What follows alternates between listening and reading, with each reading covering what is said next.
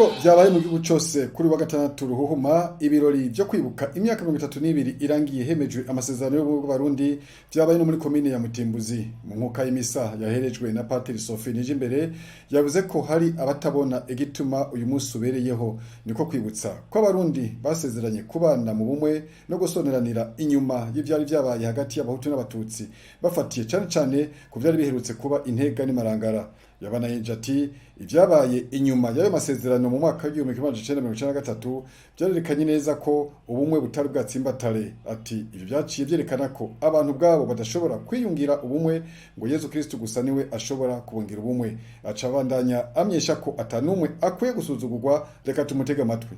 Nta numwe akwiye gusuzugurwa, agasuzuguro ni kabi karababaza. Umwe wese arafise agaciro mu maso y'Imana.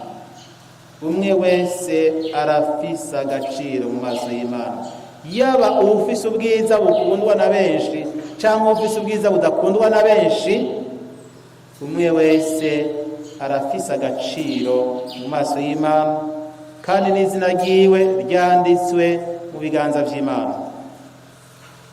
Paulo mweranda mw'ikete rya mbere yandikiye abakristo b'i Korinti niwe aduha ingereranyo y'umubiri kugira ngo adufashe gutahura ubumwe dufitaniye. Ati nk'uko umubiri ari umwe ukagira ingingo nyinshi, nazo izo ngingo zose zikagira umubiri umwe naho ari nyinshi, ati niko Kristo ameze nawe. Niko Kristo ameze nawe. None muri mutima niho twabatirijwe twese kugira ngo tube umubiri umwe, baba Abayuda canke Abagreki, abashumba canke abidegemvya. Rero Kristo ni watwungira ubumwe, turi ingingo z'umubiri wiwe. Urugingo rwose rutunganirwa iyo urundi rutunganiwe. Mu Kirundi bavuga ngo ntaho umubiri ubishamba. Iyo urutoke rurwaye umuntu arameneka umutwe. Iyo watsitaye uragwara isumbi ruguru ukameneka umutwe ukagira inyonko. Ntaho umubiri ubishamba. Ariko kandi urugingo rutakiri ku mubiri ruca rubora atandukanya kaciye. Icyo gituma kugira ngo rugire ubuzima rubwiriza kuguma ku mubiri. Ku muntu rero kwikura ku Mana kubera ikina kiriya utusanga ukwegeye abandi, ukabakwegera mwibore ryagufasha. Icyo gituma umuntu adashobora kubaho ngo yitwe umuntu atari mu Mana.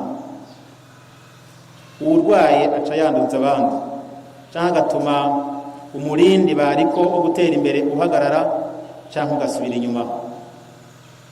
Nayo Musitanteri Simeon Butoyi asanzwe aramutswa iyo komine ya Mutimbuzi yashimiye abari bitavye urwo rubanza. Mwese banyamutimbuzi mwitabiriye runo rubanza,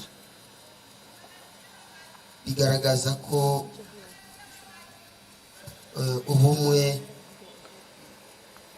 mutahura kandi ko mubugendera, uko mwahagaritse byose muza gufatikanya natwe muri runo rubanza. Rero ikimenyamenya kuko mwanyuzwe kandi ubumwe bw'Abarundi n'ubumwe bw'Abanyamutimbuzi, kuko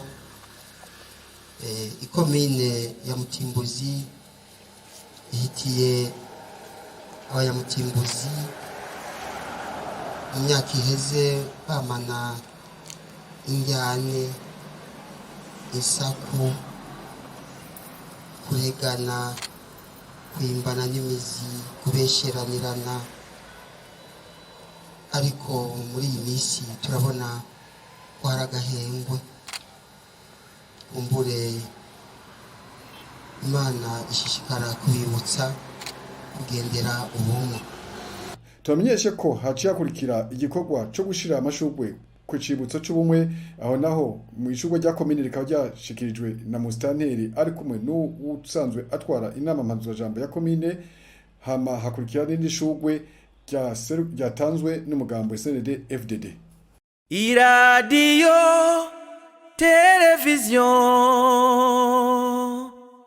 RTBB ni byiza by'Uburundi bwiza.